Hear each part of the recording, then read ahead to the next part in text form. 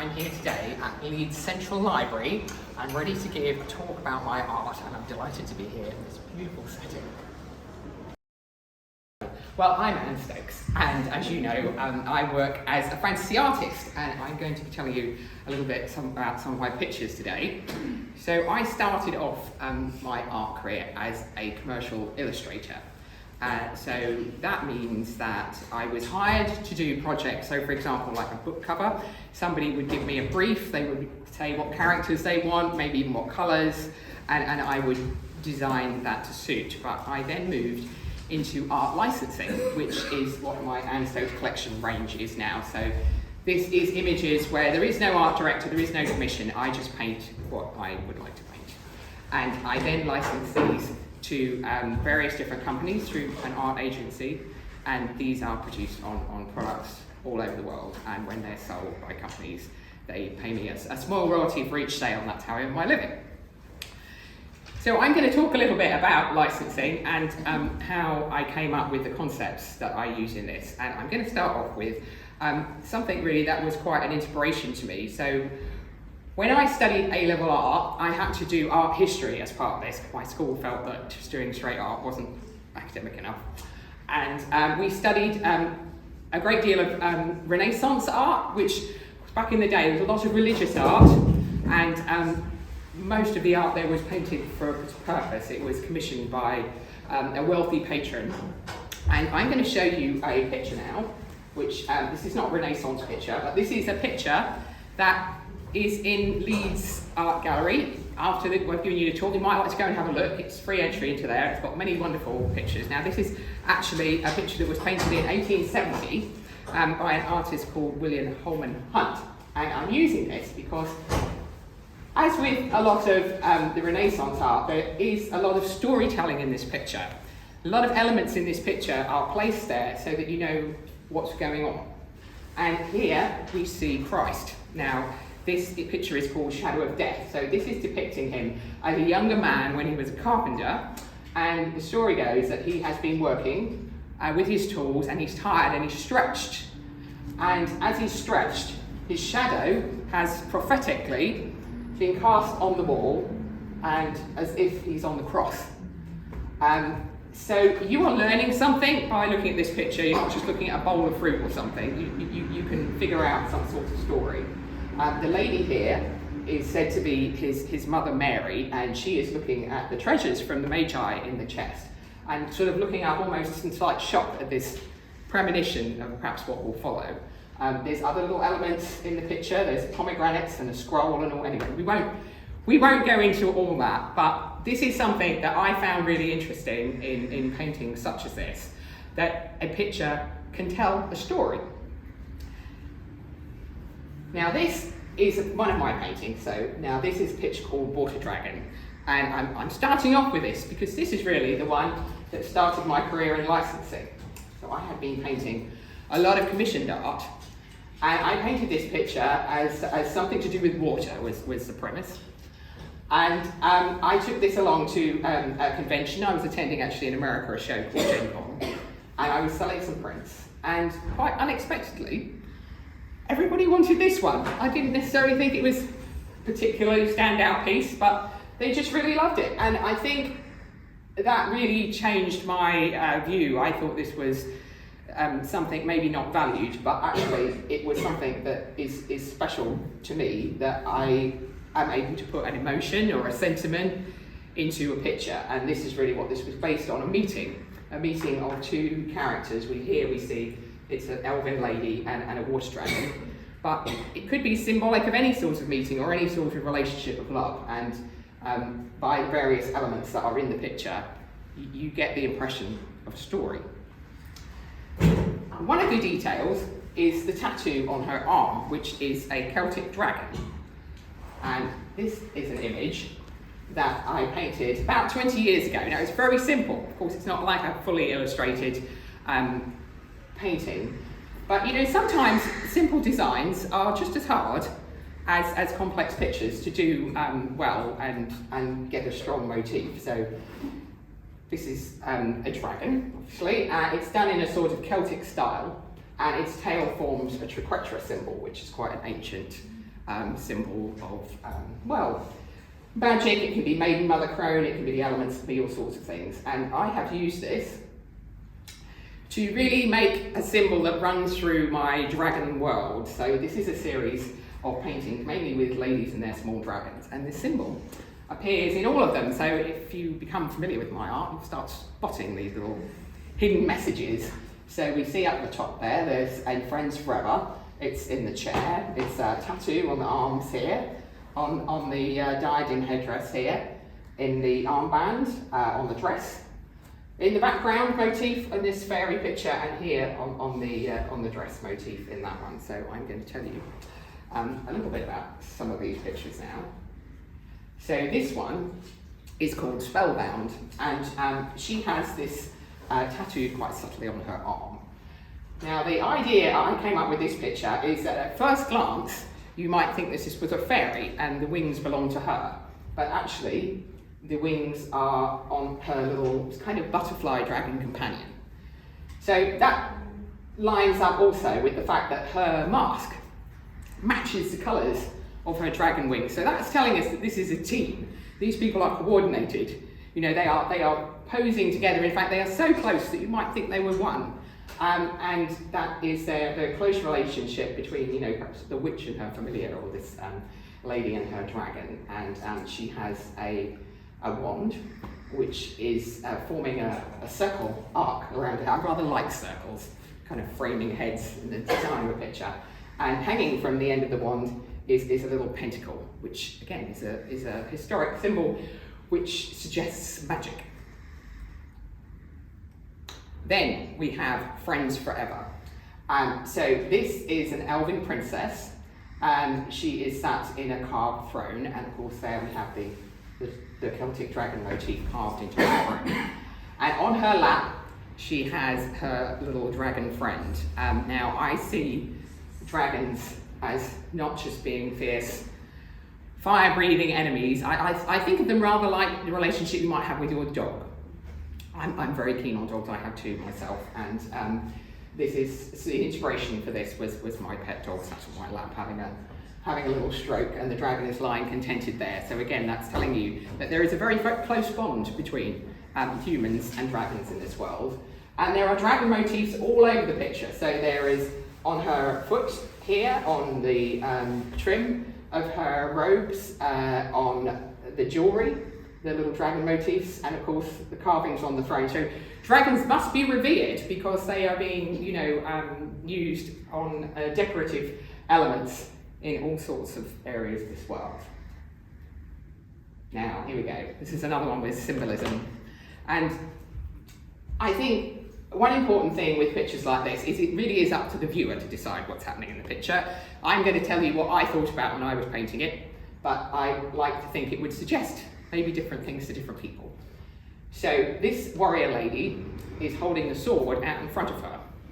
And the dragon, actually, we can only see the dragon in this picture reflected in the sword. So there is a dragon's eye here, which is lining up with her own eye, make it quite a design element. Now, perhaps this dragon is her enemy, and she has bravely walked in and is facing off with this sword, or perhaps the dragon is her friend and she's holding the sword up in salute and respect to her dragon companion. Or maybe there is no dragon, and this really is a symbolic representation that she has the heart of a dragon and is showing us that she is somebody of courage. Now, let us move on to this one. This is called Fierce Loyalty. And we have some larger dragons here now, again, kind of along the lines of guard dogs maybe. They are clearly very friendly with this lady. They're all sitting there quite peacefully and relaxed, but I'd like to think that if anybody caused any trouble, those dragons would spring into action. And I thought I would tell you about this one now, because although my art is whatever I would choose to paint, it is, after all, how I earn my living, and these things are aimed potentially at certain products. So this was painted originally as the cover of a calendar I did a number of years ago, and with a calendar it needed to be a square format, so that was something I had to take in mind when doing the design.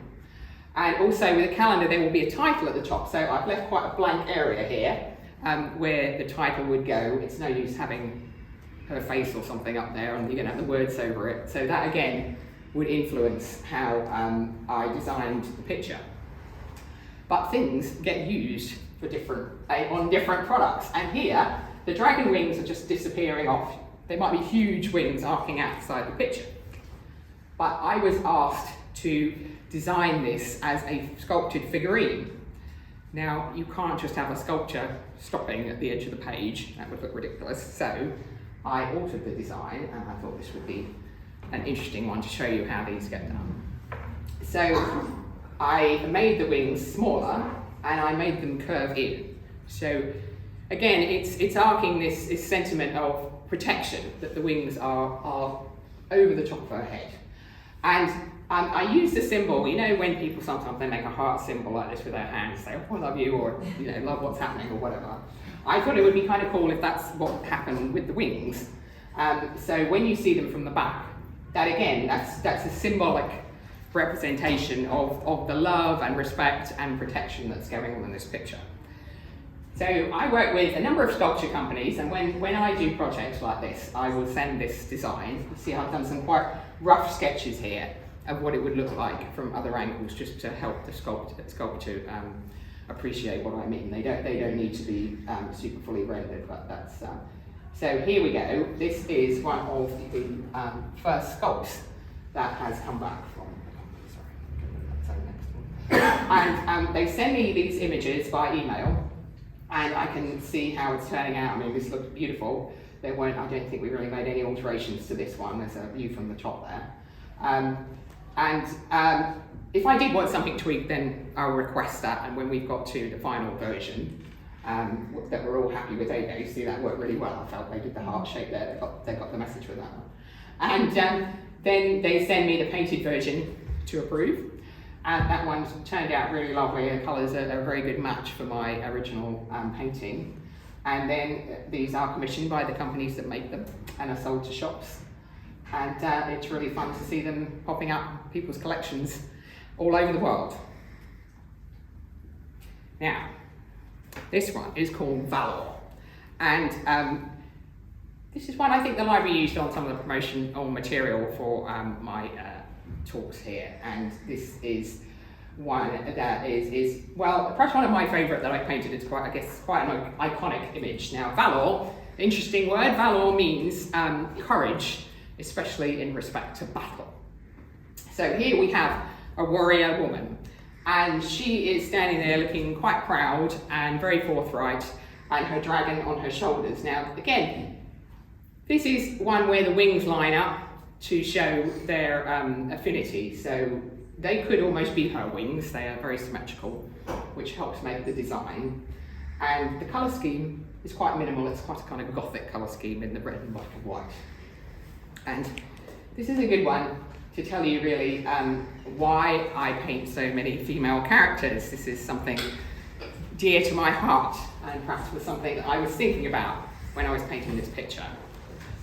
So when I was a little girl, I started to discover the realms of fantasy, and my father read me The Hobbit, and I absolutely love The Hobbit and The Lord of the Rings, and I very much enjoyed the books, but it has to be fair to be said, there are few female characters. Now, those of you who hadn't read the books and have seen the films, they have introduced more female characters deliberately, or have expanded their role, but really it's fairly male-dominated. Also, things like the original Star Wars movies. They really are all guys, really, the heroes, and the Star Wars franchise has expanded massively, and there's lots of shows now and strong characters. I love the recent Ahsoka one, and that's obviously all about a lady, but in the original one, there's Princess Leia, who is wonderful, but she is a princess that needs rescuing, after all. She starts off with, help me, Obi-Wan Kenobi. She ends up in a metal bikini tied to Jabba the Hutt. And she really is there to be rescued a lot of the time. Well, I didn't want to be rescued. I didn't want to be the princess. I wanted to be the hero, and I was a terrible tomboy. I cut my hair short and wore jeans all the time, and I just felt that in my world, the ladies were going to be the stars. It was somehow going to counterbalance this. There is a place for all sorts of art, literature. I have absolutely nothing against men. I paint lots of men too, but this is why a lot of my characters are females, and they're not unattractive ladies, but they are fully clad, and they are there in their own right. They are the stars. They're not just there to be looked at in a chainmail bikini or something like that. So that was the sentiment behind Valor. Right, now, this is a picture called The Truth. And again, I thought I would show you this one at this point because this is another one that I painted due to something that happened to me. It influenced me, and this picture was the result. So, as has happened to us all at some point in life, somebody told me something, and I did something as a result of this, and it turned out to be a complete con, and I was basically lied to and very upset. And as a result, I guess this was art therapy. I painted this picture called The Truth, and I'm very much a believer in the truth. I'm a pretty honest person.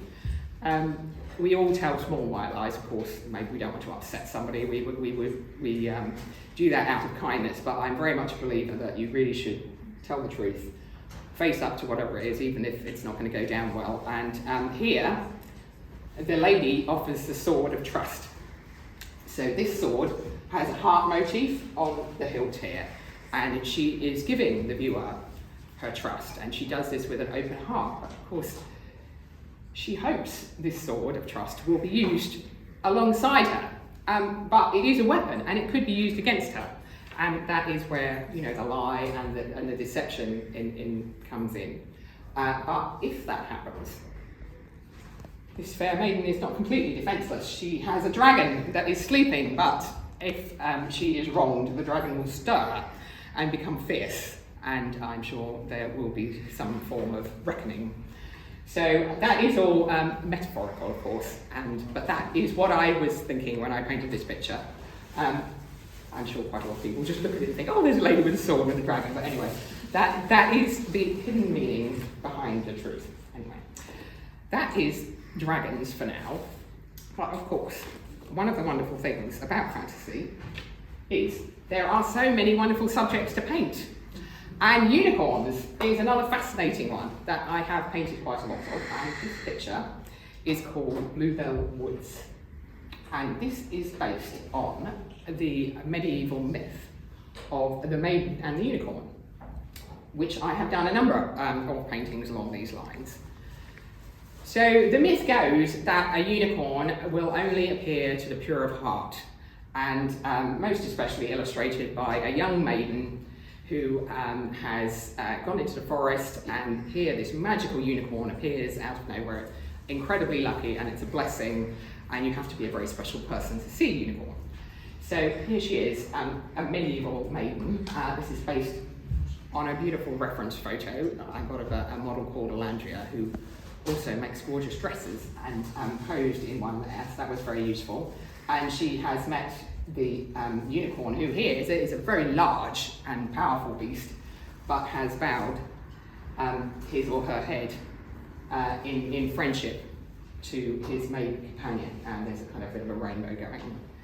In the background there, again, slightly magical rainbows when they appear. So now here is another unicorn and maiden painting that I've done. It's quite an unusual angle, this one, because we are seeing the figures from behind. Perhaps as an artist you normally chose to paint from in front. You can see their faces, you can see what's going on. But this one, we can't really see her at all. We only just see the tip of her nose through her hair and just the side of the unicorn's head. So this is part of storytelling. It's really implying that we, the viewer, are walking in on a moment. It's not for us. We are viewing something that is happening in secret between these two. And they are obviously, well, I don't know whether love is the right word, but they're very close, aren't they? They're looking very affectionately towards each other. They're forming this shape here. And I chose to use very minimal tones. It's almost like a black and white, just a hint of sepia in it, which again sort of suggests an old photograph or like times past, or it's almost a memory. It's something glimpsed in the past. And the background's quite minimal, but we have the mountains here, which is an artist's compositional trick that your eye makes a cross shape here, following the line of the background, and where the cross is, the center point, the focus, is right here, where they're looking. That's the most important bit, is their little moment they have had and their gaze together. So now we have some unicorns. This is more about creating a mood than any particular story. This is called Shooting Stars. And so here I'm imagining there's a night scene in the field. It's a clear sky, it's a bit misty, everything's still and dark, and then all of a sudden there is galloping hooves and these 3 unicorns come streaking across the field. You would have to be incredibly lucky and blessed to see such an amazing event.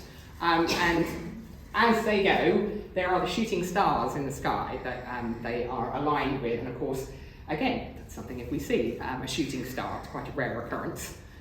We might say, oh gosh, it's very lucky, it's very magical that I saw a shooting star in the sky.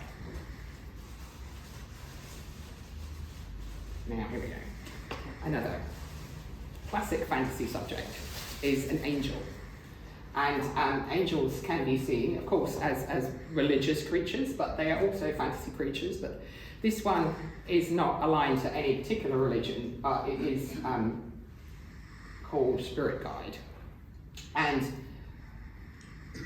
because in the West, we read from left to right, whenever we look at a visual image, either a picture or writing on a page, our brain automatically goes left to right. Left is behind, right is in front. We can't help it, we're completely programmed to do this. So anybody travelling from that side of the picture to this side of the picture is going forwards. Well, that is our default setting in our head. So this angel is going somewhere. She's not going backwards, she is travelling somewhere. But she has stopped and she is looking over her shoulder. The fact that she is so far into the right of the composition means that she has got a lot of the way. She's not standing in the middle of the page. She's nearly over here. But she is turning back, and with quite a sort of meaningful gaze, as if to say, follow me. So she would be the guide for the departed souls, and they would follow her into the next life. And she holds a key, which is a symbolic key. She's not going to go and open a door somewhere on the beach, but it is telling you that she holds the key to open something, to unlock whatever's going on next. And we see here, it's a very minimal colour scheme again, but this is the sea. And there is perhaps another shore in the mist over there. And again, this is ties in on a legend connected to the next world, that you pay the ferryman to ferries you across the other shore. And this would be depicted as a skeletal figure in a boat with an oar. But again, that's like a tie-in. So all those things are part of storytelling and can tell you things about what might be going on in this picture. Now, here we have one called Angel Rose. So this is a different type of angel because she has black Gothic wings and black clothing. And this is a picture about the theme of remembrance. So she is surrounded by falling autumn leaves. And autumn and the leaves falling, it's a time when the year is coming to an end, when the plants are dying back and we are getting ready for the stark time of winter. So again, that would tie in with the theme that she is remembering something that's been lost. And she's looking downwards in sorrow.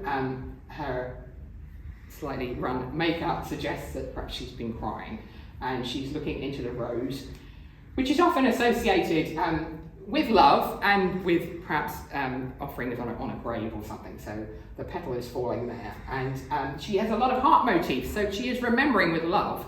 Her wings form sort of a heart shape, and there are lots of heart motifs in her jewelry on her headband, her tattoo, and the design on her lace gloves. There are lots of different little hearts there, which again, they're giving you little messages within that picture as to what she's thinking. So here, we have another Gothic angel. Now, this is not a religious angel at all. This is a magical being.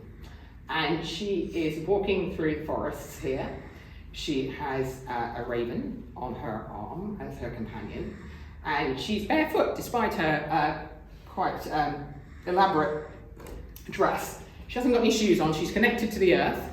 She is holding her hand out like that with a pentacle in, quite subtly, to show us that she is magical. And that was a fun one to paint. I enjoyed that one. I always like doing Gothic subjects. Now we have further angels and further keys.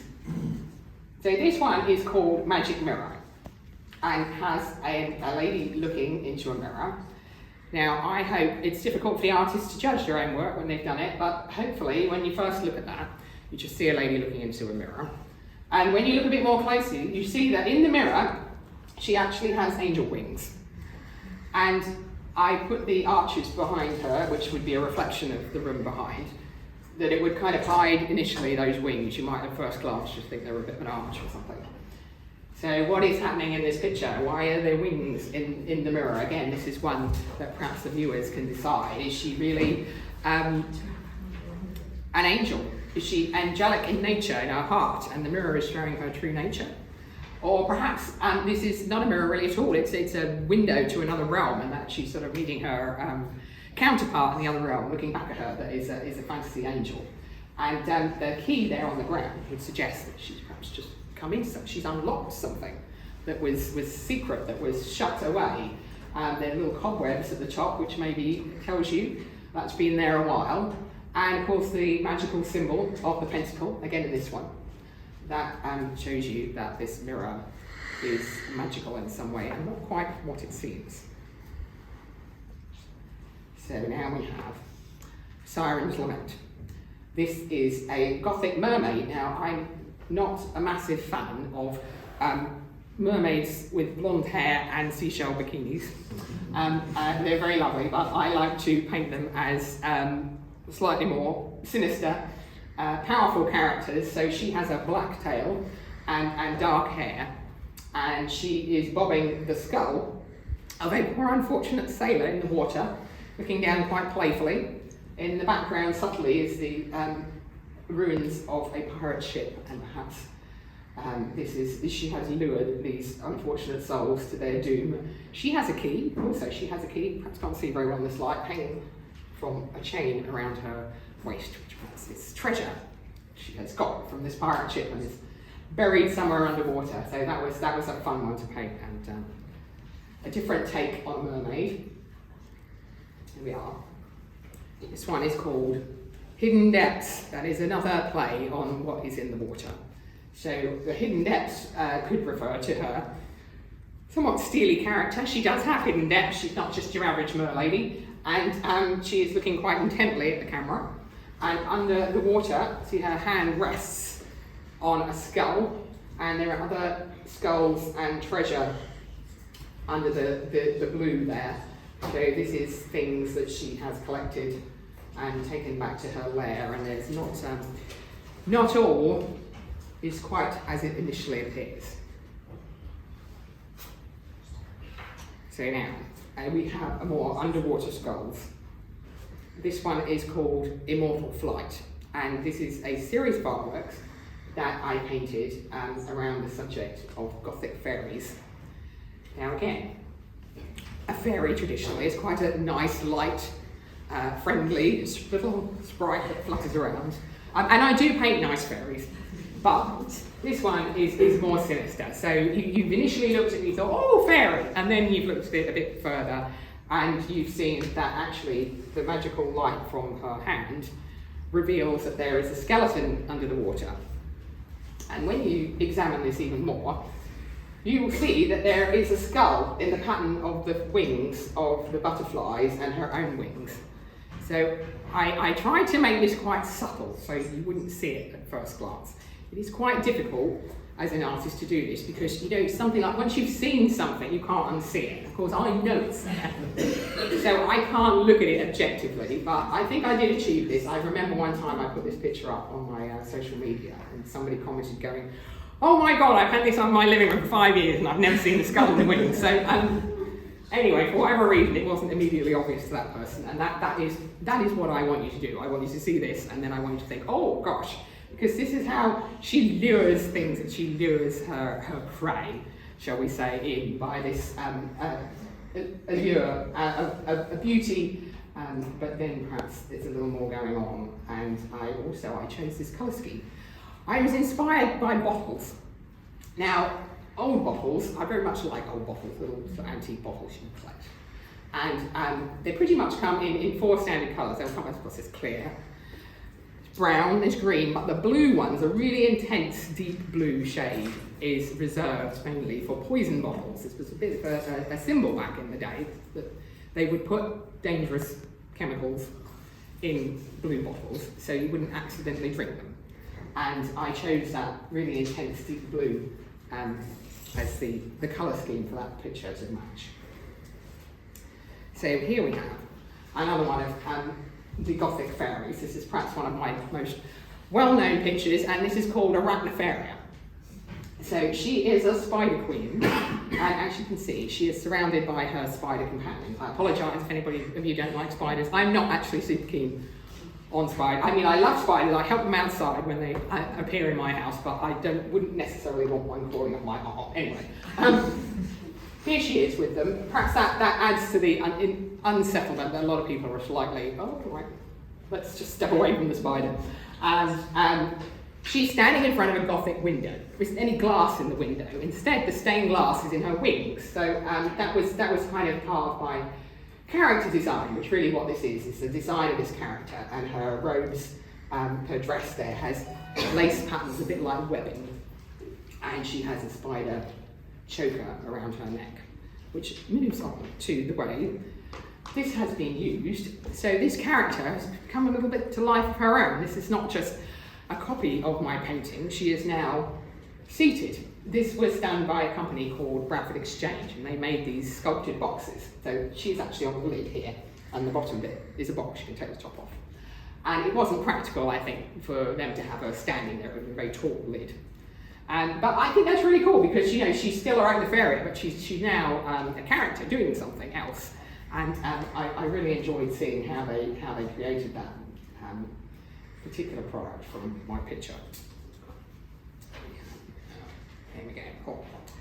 Some more Gothic figurines. Now, these have been produced with a sculpture company, Nemesis, now, and they do a very beautiful job on making these figurines. These all contain death or death angels, but are very beautiful and stylish with it. So I very much enjoy working on those different subjects. And of course, with a sculpture, it is of course very heavily based on my concept and my art, but there is a sculptor involved, so he or her, you know, puts their own style and take into it, and the sculptor that did these is a particularly good one. So this was the first of these pictures. This is called Summon the Reaper. Another strong female character here. She's quite a diminutive lady. She doesn't wear armour, she's just standing there, but she's pretty powerful. She is looking at us full on with a quite steely gaze, and she's holding a sand timer because she has stopped time, no less, and she has summoned the Reaper as backup. And so there we have Death standing behind her. His robes are blowing in the storm, there's bats flying in the background. I would imagine organ music accompanying this one.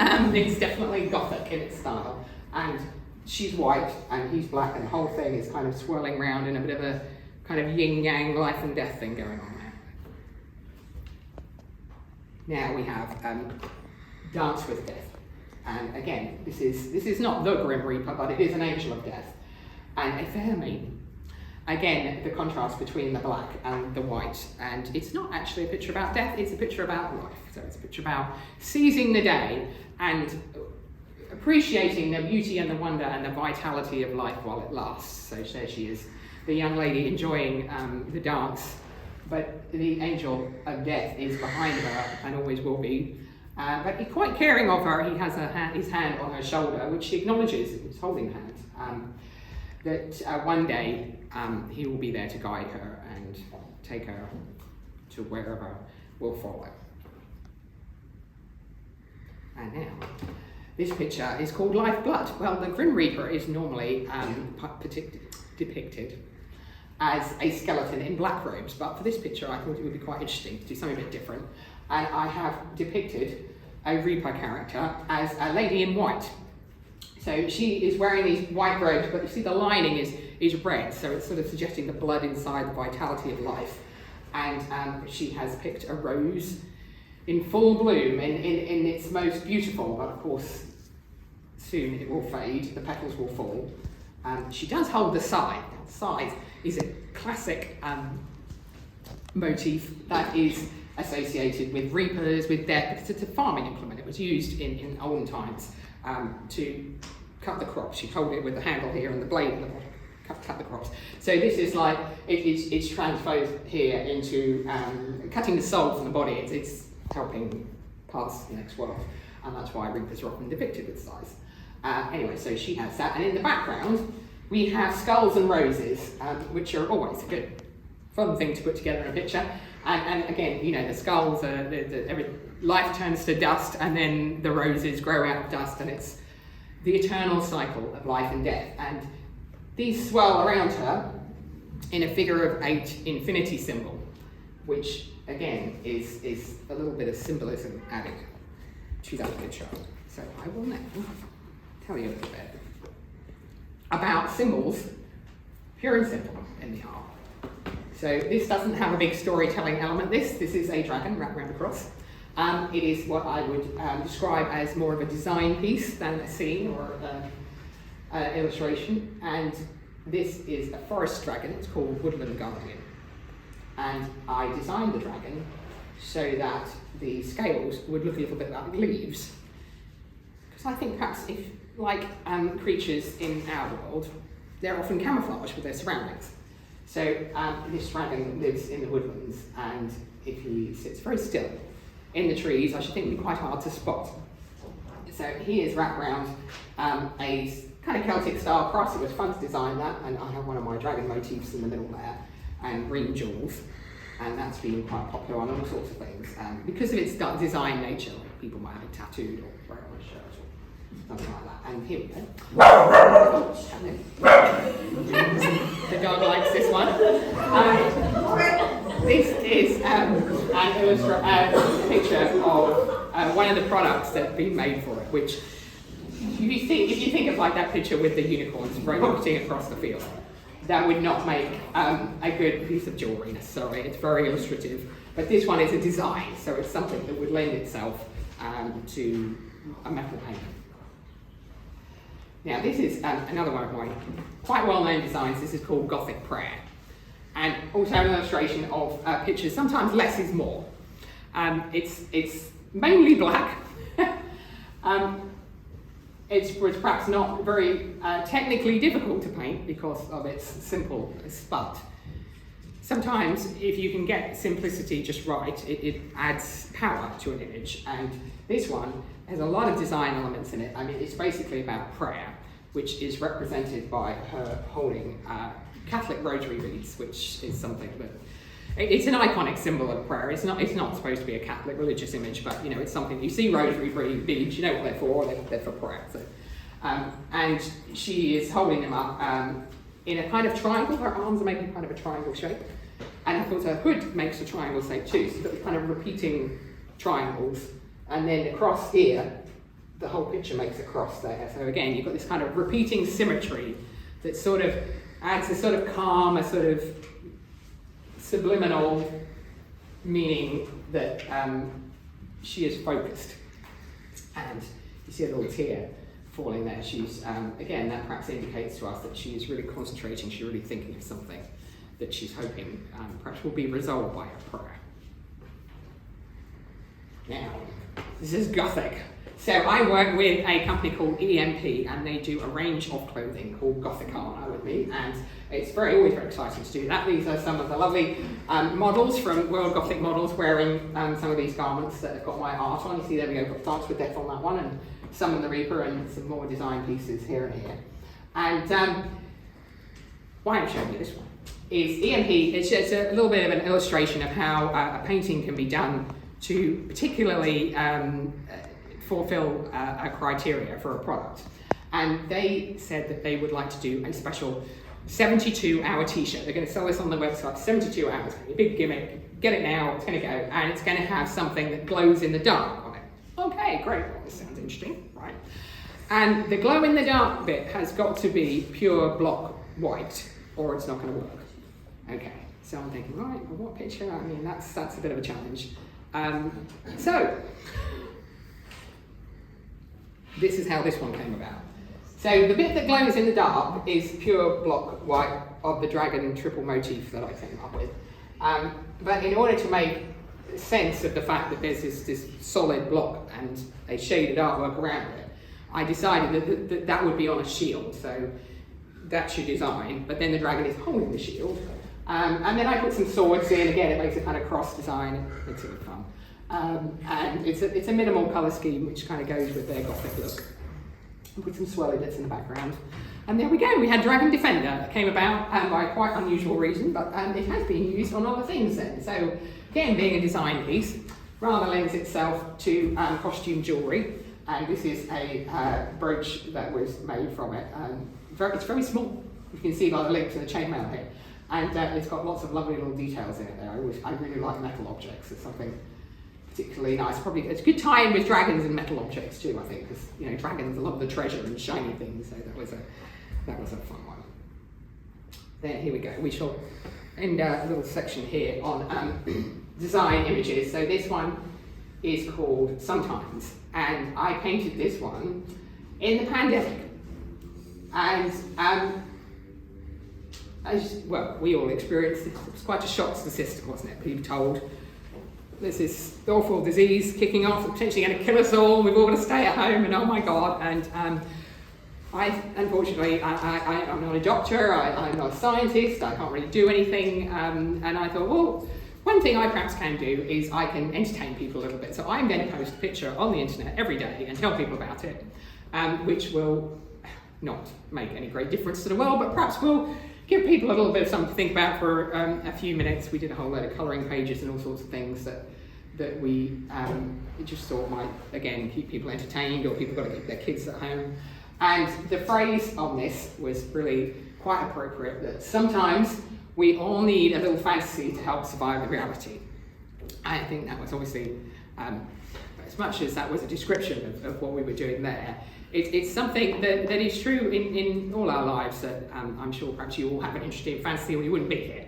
And fantasy is an escape, isn't it? It's stories or art. It lets us think about something other than our lives that we are in, or we can, draw inspiration or solace or escapism from fantasy. And so that was on the banner here. And I painted a rainbow dragon. Again, in the pandemic at that point, there were a lot of people putting rainbows in the windows, something to support the NHS and the general effort of the medical services and all the key workers that were continuing to work in the pandemic. And of course now we are past those times, but again, the rainbow, it can be used as a symbol for all inclusiveness, really, isn't it? Anybody's different sexual orientations or different, traits, nationalities, everything. The rainbow is that coming together, and I think that's something that we can all come together in fantasy. Now, elemental magic. This is a book that was published earlier this year, and I wrote with my husband, John Woodward, who also did some illustrations. John, back there. Well done, John. And I'm just going to tell you a little bit about this. So, I came up with this bright idea, it's one of my classics. John, I've got an idea! And I thought it would be fun to do something about the elements. Now, this is the elemental compass. In times past, the ancient Greeks decided that all matter was made up of basic building blocks. Now, they didn't have the sophisticated technology that we have now to be able to determine the different elements that are in the periodic table, different chemical compounds. But they did have the right basic premise, and they thought that everything was made up from either earth, air, fire, or water. And there was a whole belief system based around this, and they also formed this compass, the elemental compass. So I used this to produce a fantasy range of wizards and sorceresses to would use elemental magic, and I took Earth to the north. So I was thinking, well, I'm going to paint characters from different parts of the world, and I will say the Earth characters have come from Northern Europe, and air is to the east, so the air characters will be from the Orient. Fire in the south, they will be from Africa, and west, the water, probably somewhere in the Pacific Ocean, so they're going to be from that part of the world. And this is what I came up with. So this is the female Earth elemental wizard. Now, all the wizards also are half human, and which again makes a kind of fantasy tie. So she is a centaur, and she is summoning the power of Earth from the ground. It's swirling up in a magical glowing effect around her. And I have written some notes here just so I get this right. So with the Earth, it's the ground which supports us. It's the solid rock, the building blocks of our planet. It's a desire to work with physical matter, creating and transforming the world. Earth elementals are stubborn and brave, which brings me on to the second of these illustrations, because this is actually based on a photograph of my husband John, who is stubborn. And of course he is brave too, and lovely, and very creative. Now it is John who has made these magnificent dragons that you may have seen on the way up here, and if you didn't see them on the way up, after this talk, you must go and look at them because they are brilliant. And they are making a wonderful display as part of this fantasy-themed exhibit in the library here.